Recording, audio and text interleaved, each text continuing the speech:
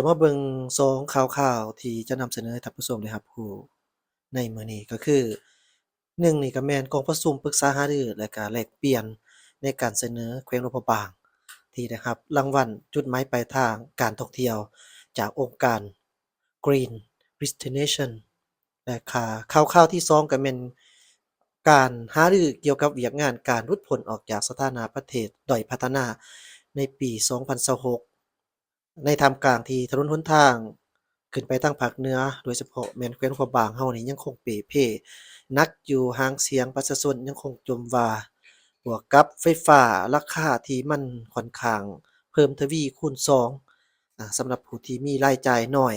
ก็เจอผลกระทบหนักแต่ว่าเฮ็ดหยังบ่ได้สุดท้ายก็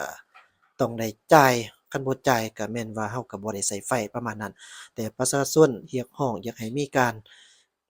เอาใจใส่และก็อยากให้มีการปรับปรุงอย่างน้อยก็ให้มัน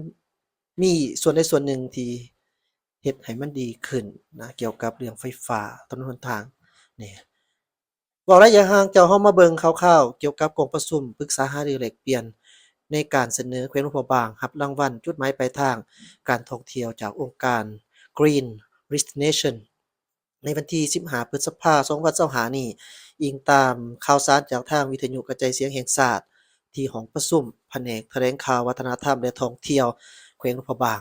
ได้จัดกองประชุมปรึกษาหารือแลกเปลี่ยนในการเสนอแขวงหลวงพระบางรับรางวัลจุดหมายปลายทางการท่องเที่ยวจากองค์การปลายทางสีเขียวหรือ Green Destination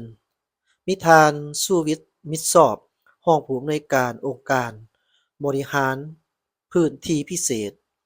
เพื่อพัฒนาการท่องเที่ยวแบบยืนยงประเทศไทยท่านนางสุดาภรณ์คมทวงศ์หัวหน้าแผนกแถลงข่าววัฒนธรรมและท่องเที่ยวแขวงหลวงพระบางพร้อมด้วยผู้ตั้งหน้าแผนกการของแขวงและก็นครหลวงพระบางได้เข้าร่วมโดยท่านนางสุดาภรณ์คมทวงศ์มีคำเห็นว่า หลวงพระบางหาได้รับรางวัล1ในร้อยเรื่องราวหรือว่าจุดหมายปลายทางการท่องเที่ยวที่ดีเด่นของโลกสำหรับปี2025ถือว่าเป็นสิ่งที่แสดงให้เห็นถึงความพยายามของทุกภาคส่วนในการยกระดับคุณภาพของการท่องเที่ยวภายในแขวงให้สูงขึ้นตามวิสัยทัศน์ในการพัฒนาส่งเสริมและคุ้มครองการท่องเที่ยวแขวงหลวงพระบาง ที่ได้กำหนดไว้ฮอดปี2029จะสร้างให้หลวงพระบางกลายเป็นจุดหมายปลายทางการท่องเที่ยวที่มีคุณภาพทันสมัยยืนยงพร้อมทั้งเชื่อมโยงกับภาคพื้นและสากล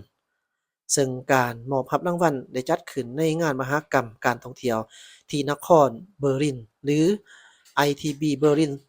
2025 2025โดยท่านกล่าวเติมว่ากองประชุมในครั้งนี้ เป็นการทบทวนและก็สอบถามบรรดาข้อมูลที่เกี่ยวข้องกับบรรดามาตรฐานการเคลื่อนไหวและก็เงื่อนไข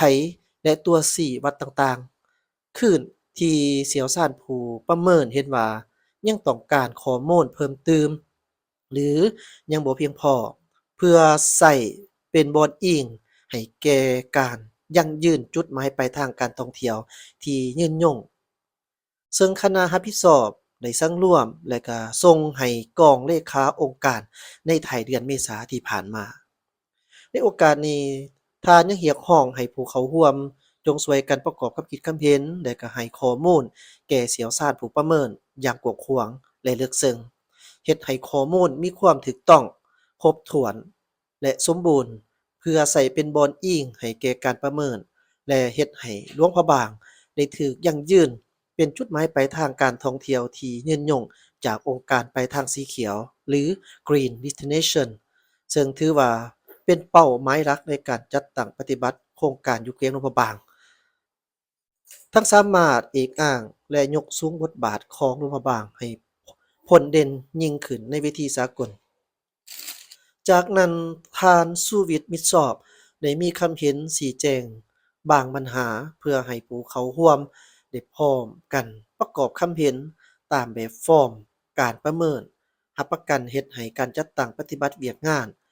บรรลุผลสำเร็จ ตามมาตรฐานเงื่อนไขที่ได้กำหนดไว้ นอกจากนั้นอิงตามหนังสือพิมพ์ลาวพัฒนายังได้เปิดเผยให้รู้ว่าสปปลาวหารือเตรียมออกจากสถานภาพประเทศด้อยพัฒนาในปี2026เจ้านี้ถือว่าเป็นเทื่อที่2ของการหารือเกี่ยวกับการที่กะเกี่ยมจะหลุดพ้นออกจากประเทศด้อยพัฒนาในปี2026โดยในวันที่24เมษายน2025ทางกระทรวงการต่างประเทศก็ได้จัดกองประชุมคณะสีนำระดับชาติ เพื่อจัดตั้งปฏิบัติแผนดำเนินงานของสหประชาชาติสำหรับประเทศที่ด้อยพัฒนาโดยการเป็นประธานของทานทองสวรรค์พรหมวิหารรัฐมนตรีกระทรวงการต่างประเทศมีทานนางราบับฟาติมารองเลขาธิการใหญ่องค์การสหประชาชาติผู้ตั้งหน้าระดับสูงองค์การสหประชาชาติสำหรับประเทศที่ด้อยพัฒนา ประเทศกำลังพัฒนาบ่มีชายแดนติดทะเลและประเทศเกาะดอนน้อยกำลังพัฒนามีผู้ตั้งหน้าจากบรรดากระทรวงแขนงการของรัฐและผู้ตั้งหน้าจากองค์การสหประชาชาติประจำสปปลาวก็ได้เข้าร่วมองค์ประชุมในครั้งนี้เพื่อปรึกษาหารือเกี่ยวกับการกะเกี่ยมออกจากสถานภาพประเทศที่ด้อยพัฒนาของสปปลาว ซึ่งในที่กองประชุมได้รับการรับฟังการนำเสนอบทเกี่ยวกับความคืบหน้าและหางบทประเมินความพร้อมของสปปลาวในการออกจากสถานภาพประเทศด้อยพัฒนาในปี2026พร้อมกันนี้ผู้เข้าร่วมก็ได้สนทนาแลกเปลี่ยนความคิดความเห็นต่อบทนำเสนอดังกล่าวและได้รับฟังความคิดความเห็นของฐานห้องเลขาธิการใหญ่องค์การสหประชาชาติเกี่ยวกับเวียกงานการกะเกี่ยม ออกจากสถานภาพประเทศด้อยพัฒนาของสปปลาวสำหรับการจัดตั้งปฏิบัติแผนดำเนินงานสหประชาชาติสำหรับประเทศที่ด้อยพัฒนาสปปลาวก็ได้เสื่อมสากลเสื่อมสารเอาเหนือในจิตใจและบรรดาขาดหมายของแผนดำเนินงานของสหประชาชาติสำหรับประเทศด้อยพัฒนาเข้าในแผนพัฒนาเศรษฐกิจสังคมในแต่ละระยะเป็นต้นแม่นแผนดำเนินงานโดฮา ระยะปี2022ถึงปี2031และก็ได้แต่งตั้งคณะสีนำระดับศาสตร์เพื่อจัดตั้งปฏิบัติแผนดำเนินงานดังกล่าวในการประเมินของทางคณะกรรมการเพื่อนโยบายการพัฒนาขององค์การสหประชาชาติหรือว่า CDP ปี2018สปปลาวสามารถผ่านเกณฑ์มาตรฐานการประเมินหลุดพ้นออกจากสถานภาพประเทศด้อยพัฒนา2ใน3ของเงื่อนไขได้เป็นเทื่อทำอิฐและในปี2021ก็สามารถผ่านการได้เป็นครั้งที่2และบรรลุได้เป็นเทื่อที่3ผ่านทั้ง3เงื่อนไขในปี2024ที่ผ่านมาสปปลาวยังสามารถสืบต่อผ่านเกณฑ์มาตรฐานการประเมินเป็นครั้งที่3โดยสามารถผ่านได้ทั้ง3เงื่อนไขซึ่งหมายความว่าสปปลาว ยังอยู่ในทวงทาพัฒนาในการหลุดพ้นออกจากสถานภาพประเทศด้อยพัฒนาในปี2026ในท้ายปี2023รัฐบาลลาวโดยการร่วมมือกับองค์การสหประชาชาติและคู่ร่วมพัฒนาแม้นได้เอาใจใส่ให้สำเร็จการสร้างแผนยุทธศาสตร์การข้ามผ่านของสปปลาวเพื่อออกจากสถานภาพประเทศด้อยพัฒนาในปี2026 ในหลังปี2026ซึ่งมีเป้าหมายเพื่อเกี่ยมความพร้อมที่ดีให้สปปลาวในการออกจากสถานภาพประเทศด้อยพัฒนาให้ได้อย่างโรงเรียนมีคุณภาพและยืนยงและบ่ตกกลับมาอยู่ในสภาพสถานะเก่าคืนอีกในปัจจุบันสปปลาวกำลังหางบทประเมินความพร้อมของสปปลาวในการออกจากสถานภาพประเทศ